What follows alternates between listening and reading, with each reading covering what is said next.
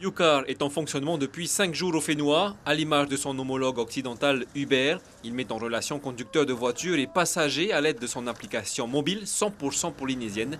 Mais qu'en pensez-vous? Est-ce utile au Fénois? Est-ce que vous avez besoin des fois de vous déplacer et le taxi ne suffit pas ici? Non, parce qu'on a des amis ici, ça fait 4-5 ans qu'on vit en Polynésie, enfin qu'on vit à moitié en Polynésie. On est arrivé avec notre voilier. Ça évite de conduire alors que tu abuses. Enfin, moi je vois comme ça en tout cas. J'ai jamais pris de taxi mais on me dit que c'est cher. L'idée vient de 2 locaux. Ils ont investi plusieurs millions dans leur projet. Ils espèrent redynamiser l'économie et combler un manque dans le secteur.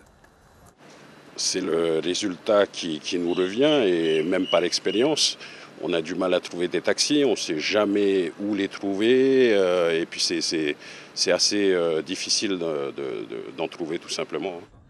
Les premiers clients se sont déjà manifestés. Une bonne nouvelle pour les chauffeurs de l'application. Ils sont triés sur le volet, assurent les 2 gérants et pourront arrondir leur fin de mois une fois le système démocratisé.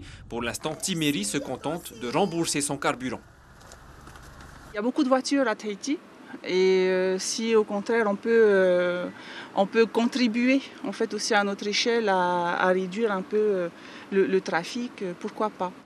Mais l'application est controversée dans le secteur. Ces taxis de l'aéroport se sont rassemblés cet après-midi. Ils dénoncent les prix qui y sont pratiqués.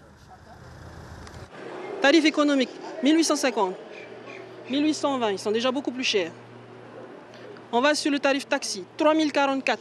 Ce n'est pas notre tarif. Nous, on est plafonné à 1820. Ça, c'est le tarif UCAR. Autre souci selon eux, les taxis sont soumis à plus de charges obligatoires que les chauffeurs UCAR. Aujourd'hui, UCAR va faire le même métier qu'un taxi. Donc dans le couloir, nous, on paye tout. Et à côté, eux, ils viennent chercher le client pour amener à l'hôtel qui ne paye rien. Depuis plusieurs années, le nombre de chauffeurs de taxi est volontairement maintenu à environ 130 licences. C'est ce qu'assurent les professionnels.